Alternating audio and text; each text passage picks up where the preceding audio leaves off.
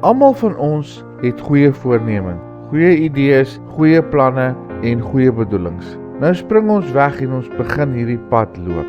En dan begin onseker raak oor wat aangaan en jy begin onseker raak oor die pad waarop jy is en hierdie pad loop nie soos jy wou gehad het dit moet loop nie. En baie keer is dit omdat ons vinnig 'n keuse moet maak en baie keer is daar 'n hele string van verkeerde keuses wat hierdie pad verander waarop jy loop en dan voel jy nie meer heeltemal so seker nie. Die beste ding wat ek en jy in so 'n geval kan doen is om net eenvoudig te stop. Nie omdat jy moet opgee nie, maar omdat jy besef jy is besig om in die verkeerde rigting te beweeg. Jy stap nie meer die pad wat jy aanvanklik beplan het. Dan moet jy vir jouself afvra, waarheen is ek op pad en is dit waar God my wil hê?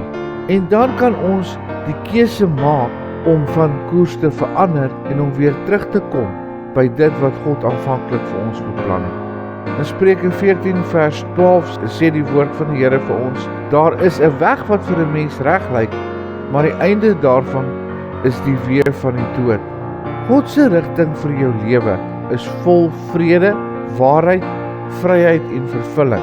Maar jy sal dit nie kry as jy net die stang vasbyt en hardloop nie. Jy moet soms stop en stil staan. Jy moet dink, jy moet bid en herbesin en dalk in 'n ander rigting ingaan. Dit is wat bekering beteken. Om op te hou om in die verkeerde rigting te beweeg en terug te draai na God toe. Dis nie net om jammer te sê nie, dis om jou voete in 'n nuwe rigting te plaas in die rigting wat God wil hê jy moet wees. En baie keer dan sê jy vir my, kan jy van bekering praat, want ek is 'n kind van die Here. Kom ons gaan kyk wat sê Handelinge rondom bekering, Handelinge 3 vers 19 tot 21. Kom dan tot inkeer en bekeer julle sodat julle sondes uitgewis kan word en tye van verkwikking vir die aangesig van die Here mag kom en hy hom mag stuur wat vooraf aan julle verkondig is. Met ander woorde, dit gaan oor so bietjie meer. Dit gaan om weer by God se verkwikking uit te kom, om weer nader aan God se aangesig te kom. Daarom is dit nodig om net so bietjie stil te staan en net so bietjie te kyk, waar is jy en waar moet jy wees?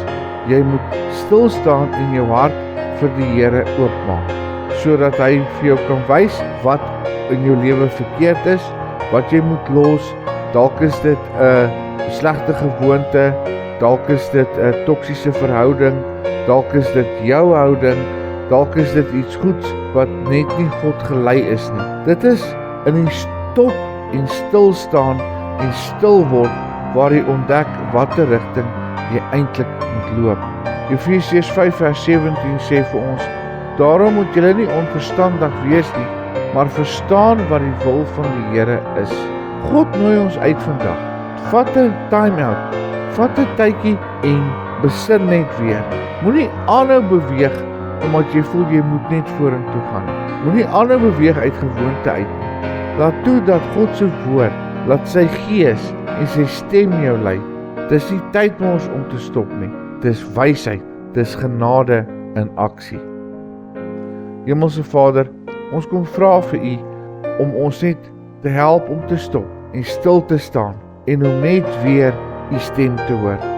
Wys ons as ons nie meer in die rigting beweeg wat U wil hê ons moet wees nie. Help ons, Here, en lei ons op die pad wat U vir ons gekies het, in die plan in wat U wil hê ons moet loop. Ons kies vanmôre U rigting. Vader, en loop hierdie pad saam met ons. Wees vandag saam met ons en gee vandag vir ons die moed om 'n bietjie stil te staan en net weer nader aan U te beweeg. In Jesus se naam, amen.